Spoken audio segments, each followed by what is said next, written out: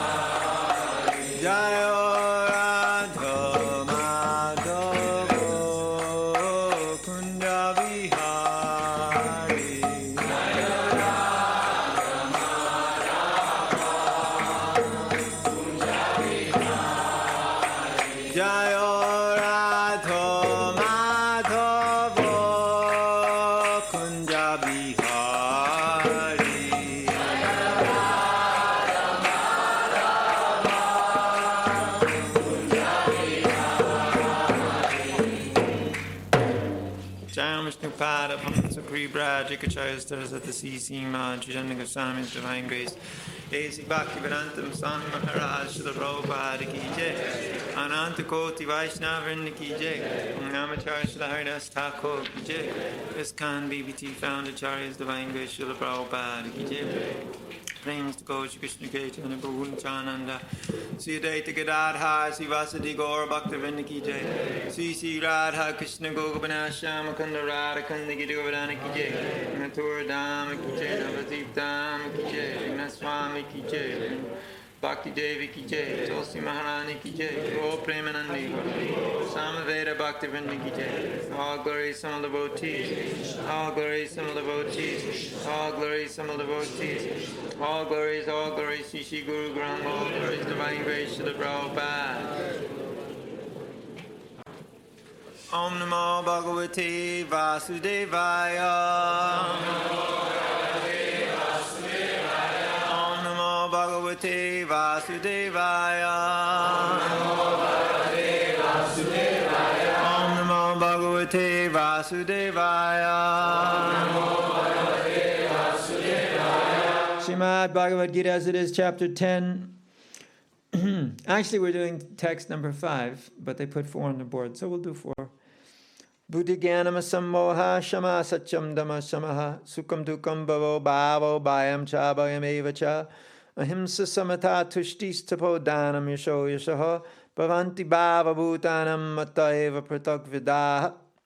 Intelligence, knowledge, freedom from doubt and delusion, forgiveness, truthfulness, control of the senses, control of the mind, happiness and distress, birth, death, fear, fearlessness, non-violence, equanimity, satisfaction, austerity, charity, fame and infamy.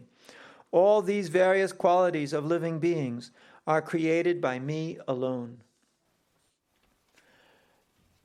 Purport continued. Someday we'll finish this verse. I don't know when, but someday. Doesn't matter, does it? No. Bhagavad Gita is absolute.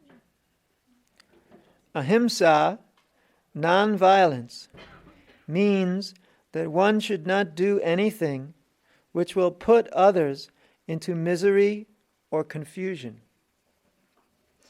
Material activities that are promised by so many politicians, sociologists, philanthropists, etc., do not produce very good results because the politicians and philanthropists have no transcendental vision.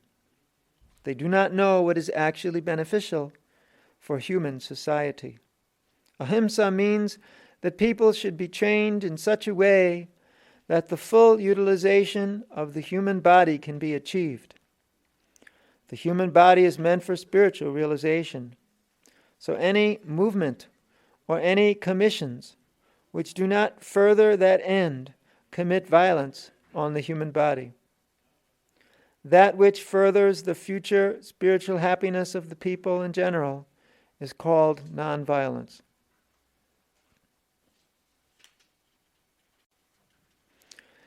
So non-violence is the quality which we are discussing today. It's a very important quality. The Buddhists, or sometimes the Jains, think themselves to be exclusively the proprietors of this quality of ahimsa. But we have seen that even though there are many Buddhists who proclaim ahimsa, or non-violence, they are eating meat. Now originally, Lord Buddha prohibited the eating of meat because killing of animals is violence, and that was his mission, to stop the killing of animals. But unfortunately, the followers of the Buddhistic philosophy took the philosophy that everything is ultimately void and thus produced the Mayavadi conclusion that what is the difference between whatever you eat? It is all the same. This Mayavadi conclusion is, of course, it sounds good when you think it's all one or it's all void. Saying that it's all void is another way of saying that it's all one. It's all the same. So that excuse, that philosophical excuse, gives immediately the opportunity to kill others without any compassion or understanding of the position of the other's body. In other words, to be envious and kill others out of envy. People sometimes complain about Hindu philosophy. Of course, they don't know what is Hindu philosophy. Neither there are any Hindus who know Hindu philosophy, because it's such a mishmash of different things. Nobody knows anything about it. But if they were to take Vaishnava philosophy, they would understand what was the truth. But so long as they are not taking Vaishnava philosophy, they look at Hinduism and they say, it allows for the death or killing of others, including your relatives, and they point to Bhagavadgita, because it doesn't matter what you do to anyone, it's all their karma anyway. Now, that brings about a very heartless philosophy, that you don't care about others, you're not kind to others, you're not loving towards others, affectionate towards others. That must be there. Just like I was reading last night about Queen Kunti was offering her prayers to Krishna just as he was about to leave for Dwarka. And she said, "Please cut off my tie of affection for my kinsman." Because she was very disturbed that she had that affection for her kinsmen, her relatives, and that this was keeping her from surrendering everything unto the lotus feet of the Supreme Personality of Godhead. So Prabhupada was saying in the purport that that does not mean that Krishna consciousness severs affection between others. Affection for others is natural. Even, let's say, you are a very highly elevated Paramahamsa who is completely detached from the material world. Still, you will have friends. You will have friends, and you will have people who you are very affectionate towards. Especially when one becomes a spiritual master, then he has many disciples he is very affectionate towards. That affection is natural. You can't avoid it. As soon as people relate, there will be affectionate dealings. That is natural. There's nothing wrong with that. Sometimes people don't understand that. I've even seen in our movement sometimes parents neglect their children, thinking the children are Maya. But affection is not bad if it is used in the right way. One will not be affectionate towards those who are in the material world or material existence. One will be aloof from them. The prescribed ways of dealing with such persons are that you say, yes, yes, whatever you say is very good, but then you go somewhere else. You go on another destination. You don't want to bother with such materialistic persons. You say, yes, yes, whatever you say is very good, but not more than that. Whereas amongst devotees, these affectionate dealings are natural, and in fact, they are the prescribed dealings between Vaishnavas. And Rupa Goswami's Upadeshamrita says, Pragrati dadati pratigrinati guyam akyati prichati bhungte bunjayate chaiva sadvidam pritilakshanam. These 6 activities are the symptoms of love between devotees.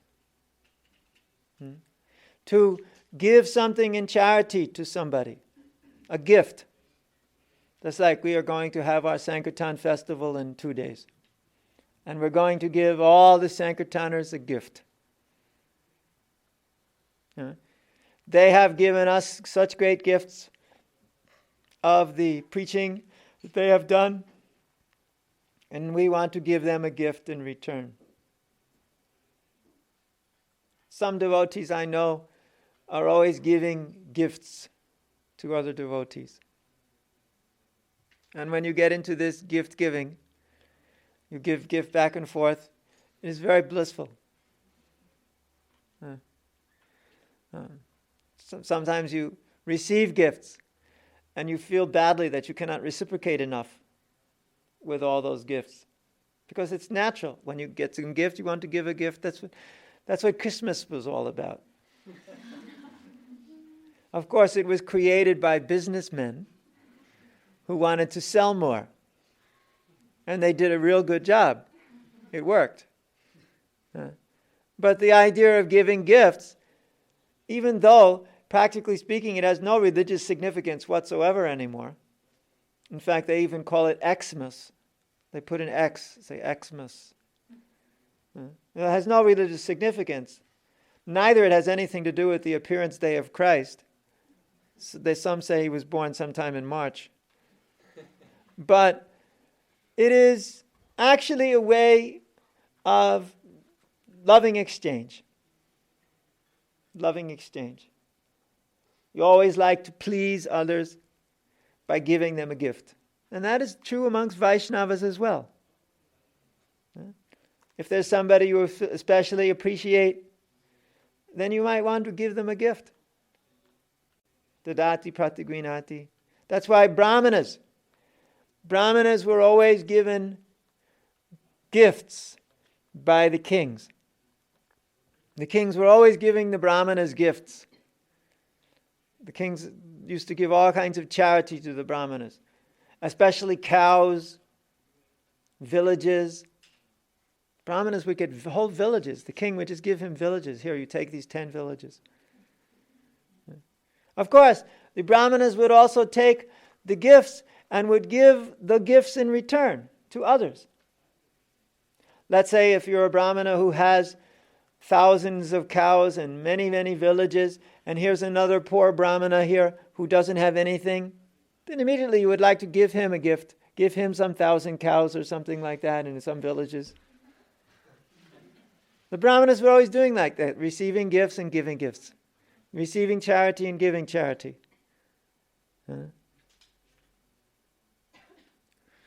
Yajan, patan, dana pratigraha. Dana pratigraha, these are the 6 qualities of the Brahmana. Dana pratigraha means you get in charity and you give in charity. These are very important aspects of a Brahminical culture, in a Brahminical society. That there's a class of men who receive in charity from the householders, from the kings, and from other Brahmanas. And who give in charity in return. It's like once Lord Ramachandra and Sita Devi gave everything they had in charity to the Brahmanas. And then the Brahmanas gave it all back to them, thinking that they were the best recipients of everything they had. I think also Maharaj Prithu did the same thing. This is described in the Srimad Bhagavatam in the 4th canto. They were left simply with their clothes and ornaments. So there are many examples of this, of great personalities giving everything in charity. And then the Brahmanas would also return everything, or would keep and would utilize, or would give to other Brahmanas. And as far as Guhyam Akyati Pichati, this is also a form of nonviolence, if you think about it. If you speak confidentially with someone, and they don't take advantage of that, that is nonviolence. I have seen sometimes that you tell us something to somebody, and then that person goes and tells the whole universe.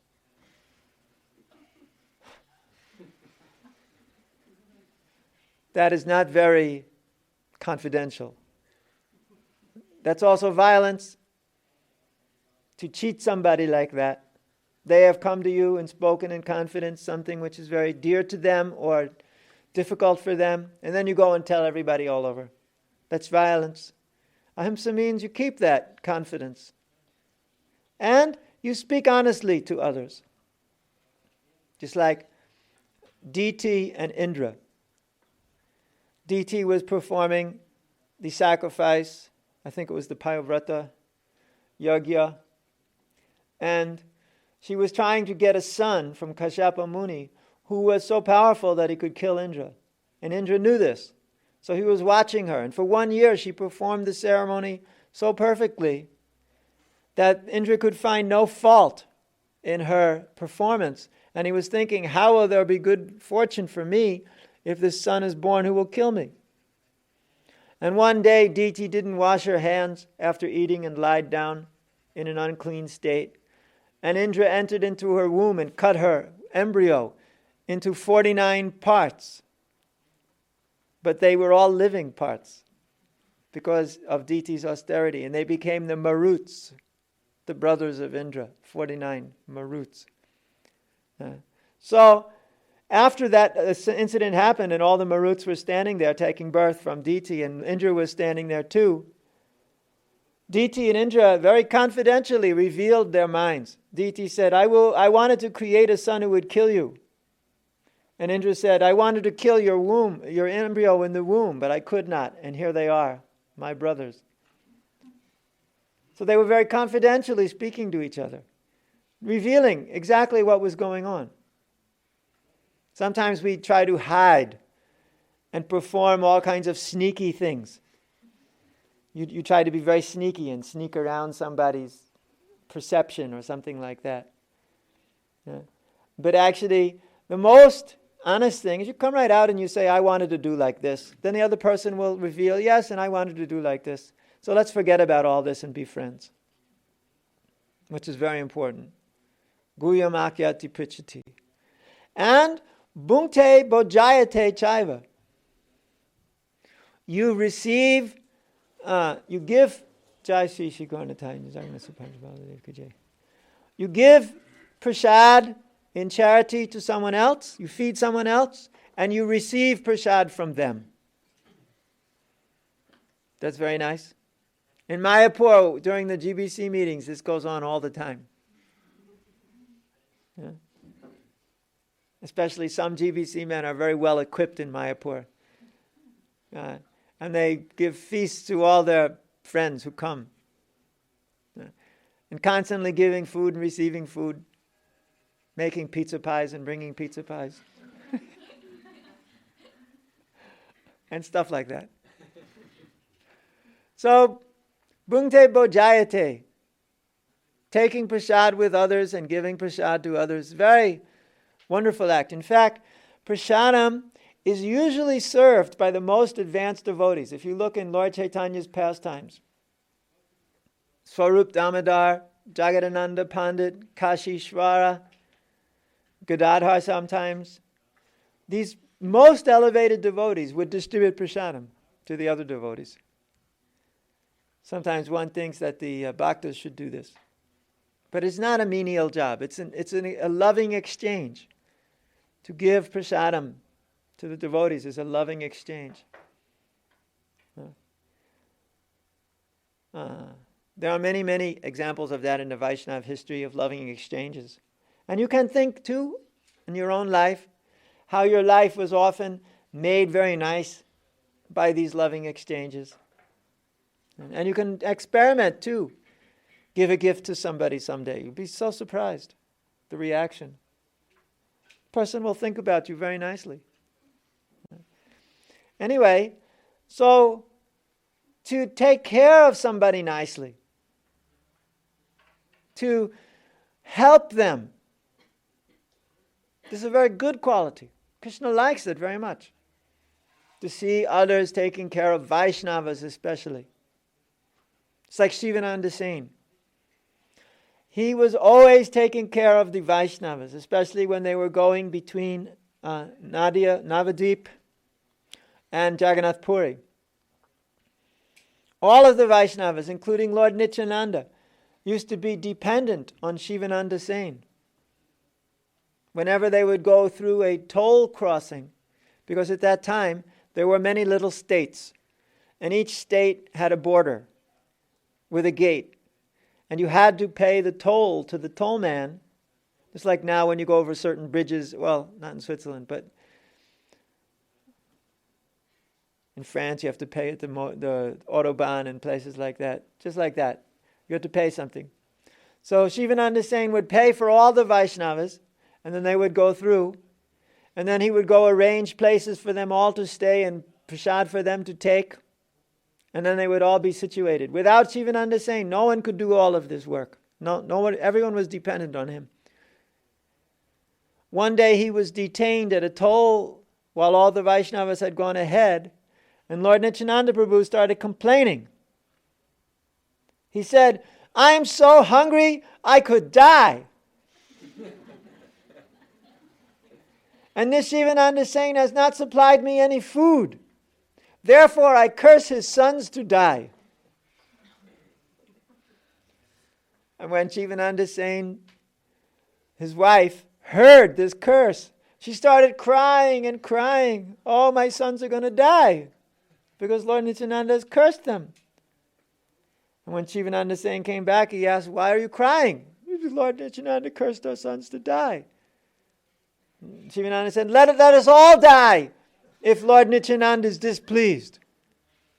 Then he went to Lord Nityananda to beg forgiveness, and Lord Nityananda kicked him in the chest with his foot, saying, "I'm so hungry, why don't you feed me?" And Shivananda Sain felt himself very happy to be kicked in the chest by the foot of Lord Nityananda. He felt himself blessed. And he hurried and arranged for Lord Nityananda to stay in the home of a Grihastha milkman. So Shivananda Sain was always serving the Vaishnavas. Even if he was kicked in the chest, he thought this was a great honor to be kicked in the chest by the Vaishnava. Of course, Lord Nityananda. So, serving Vaishnavas like that, this is very good. Of course, one time, Jagadananda Pandit made a whole pot of scented floral oil for Lord Chaitanya Mahaprabhu to use in massage. And when Jagadananda Pandit gave this oil to Govinda and said, "Please rub it on the Lord's body," Govinda came to Lord Chaitanya and said, "Jagadananda Pandit has brought this oil. He wants you to use it." And Lord Chaitanya was very upset. He says, "Oh, does Jagadananda want me also to keep a masseur to massage me? Shall I take all these material comforts? Take this oil away immediately." Then Govinda told that to Jagadananda Pandit, who didn't say anything, who was very upset but didn't say anything. Then he tried again through Govinda. And Lord Chaitanya said, "Bring the oil to the Jagannath temple and burn it in the lamps of Lord Jagannath. Then his labor will be successful." Jagadananda didn't like that at all. Later on, he came to Lord Chaitanya. Lord Chaitanya said, "Why are you bringing me such fancy oil? This is not proper for a sannyasi." Jagadananda said, "Who has told you such lies? I have not brought you any oil." And he picked up the pot of oil and smashed it all in the courtyard. He had brought it all the way from Navadvip with great care and trouble. And he smashed it all. Then went to his room, bolted the door and windows, laid down on his bed, and stayed there for 3 days. Without eating or doing anything. Finally, Lord Chaitanya went to his house after the 3rd day, banged on the door. He knew Jagadananda was in there, although he wouldn't answer. He said, "Jagadananda, I'm going to see the deity and take a bath in the ocean. When I come back, you will have lunch ready for me." And then he left. Then Jagadananda immediately got up from bed, took a bath, and cooked lunch for Lord Chaitanya. Such a loving dealings. One wants to always serve the others. This is very nice. Therefore, we serve the spiritual master. That sometimes people, they can't understand that. Why we serve the spiritual master. They don't understand. The spiritual master is the manifestation of Krishna. And we serve Krishna through the spiritual master. Therefore, we offer prasadam to him as nicely as we can make it, if he accepts it. And we offer him proper things. I remember once there was a time in Bombay when Srila Prabhupada, he told me, he said, if you cook for yourself, you'll never get sick. That was a rule. Actually, that's an Ayurvedic rule. If you cook for yourself, you never get sick because there's no reactions to absorb, and you will cook with love and devotion.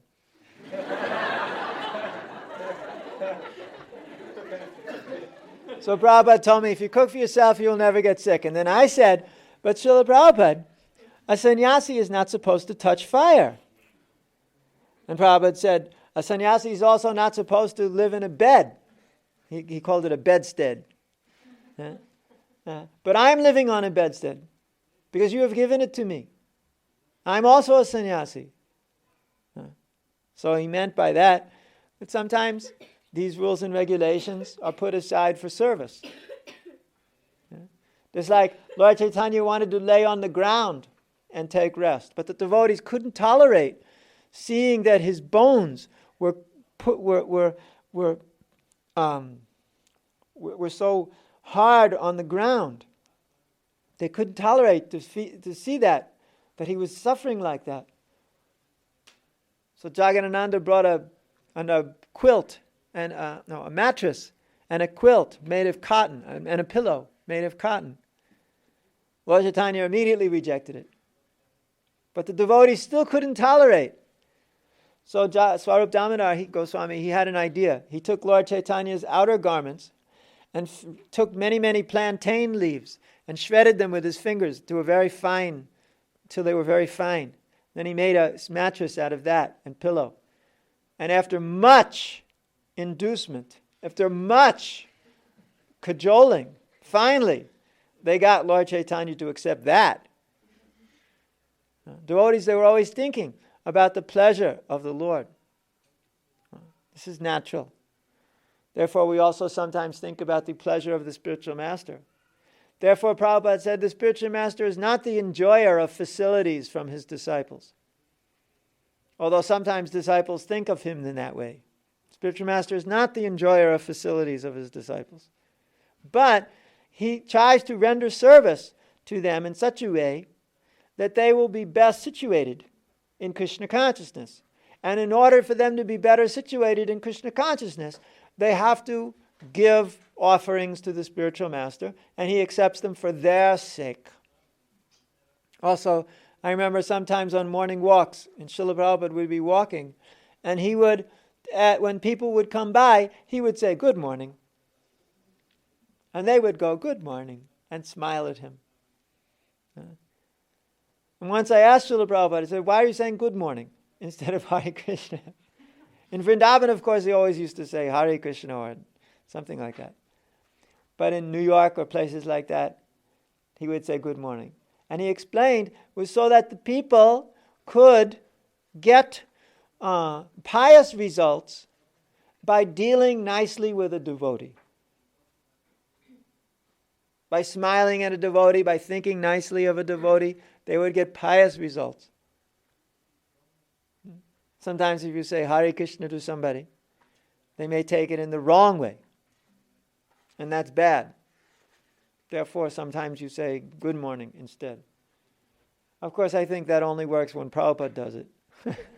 I don't know what results people get by saying good morning to us, but anyway. So, we should try to develop these good qualities. This verse is an ocean of good qualities that we should have. Ahimsa is also not a good quality. The Brahmanas are always very concerned about not killing other creatures. And also, if you do, like as a householder, sometimes you kill creatures. Like when you set fire, when you make fire, you kill creatures. When you walk here and there, you step on creatures. When you boil water or other things, you are killing creatures. Microscopic creatures, but still, they are suffering because of you. Or when you grind flour with the grinding mill, bugs get ground up in there too. No matter how good you do it, it's always like that. So, the these are five activities which householders do, which cause them all kinds of troubles. Therefore, there's a panchakarma yajna, which allows the 5 karmic activities to be nullified by a householder. Therefore, they perform these yajnas in their home in order to nullify these activities, these sinful activities. Because everybody's aware that being violent is a way to increase sinful reactions. That's why Maharaj Yudhisthira, after the battle of Kurukshetra was over, he was suffering so much. He said, "Oh, my lot! I'm the most wretched amongst men. Oh, I'm an ocean of ignorance. Because for me, so many people have died." He thought that just for himself to go on the throne. So many people died in battle. And he felt that he had all the weight of these dead bodies on him. And he was thinking about all of the wives of the soldiers and the sons of the soldiers who all had to die, whose husbands and fathers had to die. And they were so distraught because of that. They were practicing ahimsa in the heart. Of course, Kshatriya means you have to fight. Fight means you have to kill. Still, the devotee Kshatriyas didn't want to do it.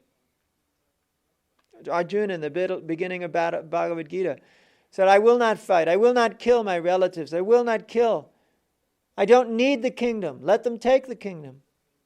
It was only because of Krishna that the battle took place at all, with Arjuna there at least. Krishna caused the whole battle to take place. He had his reasons for that. But the devotees themselves were thinking, why should we fight? Bhima wasn't thinking like that. Bhima was thinking, let us crush these people to ashes. Bhima did not believe in ahimsa. But Arjuna, he was a very saintly Kshatriya. And Maharaj Yudhisthira, both. They were very saintly. Didn't want to kill on that regard. Bhima couldn't understand anything that they were talking about.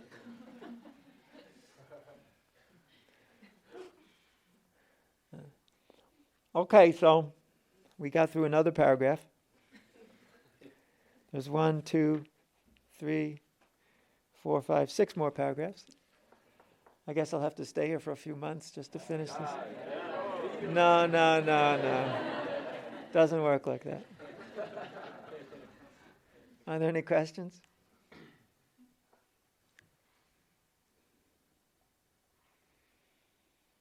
Yes? In the Vedic times, there was this giving and charity to the Brahmanas. But nowadays we may say, well, we don't have anything to give. We don't have any cows, we don't have any villages. You've got money. Well, some may say we got very little of that. Then give what you can. It doesn't say that you have to give so much. It says give in charity. Whatever you've got, whatever you can, you give. And when you've got a lot, you give a lot. When you've got a little, you give a little. Whatever you can. Sometimes the argument is also brought forward because other people expect that people give, for example, to the temple. Therefore, when there is this expectation there, then they feel like there is certain demand and they don't feel good about it. But giving voluntarily, which is donation in the mode of goodness, sometimes it doesn't happen because people are not that advanced to understand the need. So how can one balance? Preaching. You've got to preach to such people so that they can understand that they have to perform devotional service. The first thing when you deal with people is to tell them they have to perform devotional service. So of some kind or another. And giving your hard-earned wealth in charity to the temple, to the Brahmanas, to the Vaishnavas, this is devotional service. That's good. Otherwise, you can do other things too. If you don't want to give money, you can do other things. We don't mind. But for your sake, you should give what you can, as much as you can. Because that's what surrender to Krishna is. If you live full-time in the temple, you give your whole life to Krishna. If you live outside, then you give whatever you can to Krishna. The same problem goes on in the temple when you have people who don't want to surrender to Krishna. They're living in the temple, but they don't want to surrender full time to Krishna. And what do you do for them? You got to preach. So inside, outside, I don't think it makes too much of a difference. Just the thing is, you have to preach. And that person has to understand what is best for them. But if they say I'm a Brahmin myself, I can give a donation to my own program. No, Brahmanas don't do like that. Brahmanas give donations to other Brahmanas. Brahmanas don't give donations to themselves. That's ridiculous. That's materialism. Good try, but totally.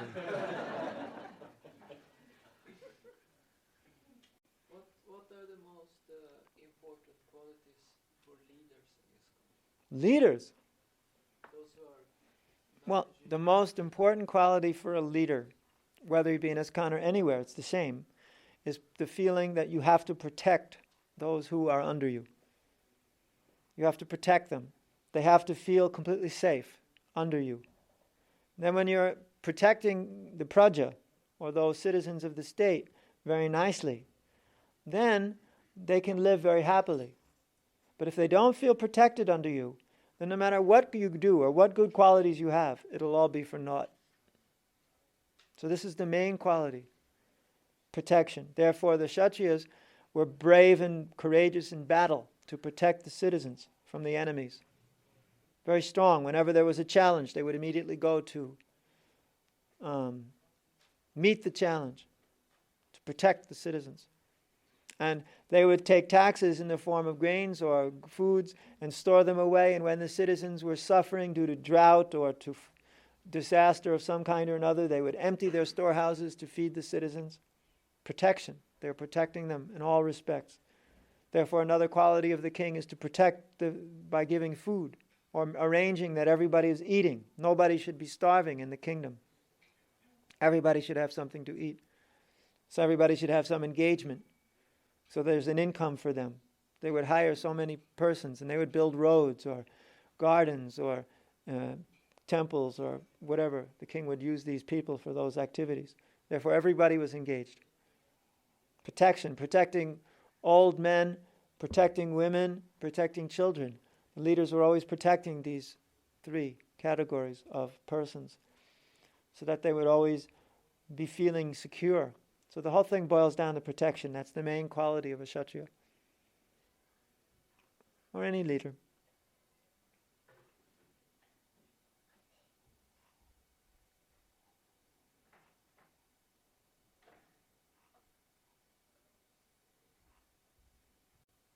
Can we say in the same way as the main quality of a husband is also to protect his wife? Like a leader? Sure, but the wife is also protecting the husband. Sometimes the wife does a better job of protecting the husband than the husband does protecting the wife. Husband and wife relationship is very reciprocating, very reciprocal relationship. Therefore, it is not exactly something like the king and the citizens. It's not comparable. And if you try to lord over your wife like the king over the citizens, you're going to have a very miserable household life. When will the building of Mayapur temple start and how long is it supposed to take? It all depends on money.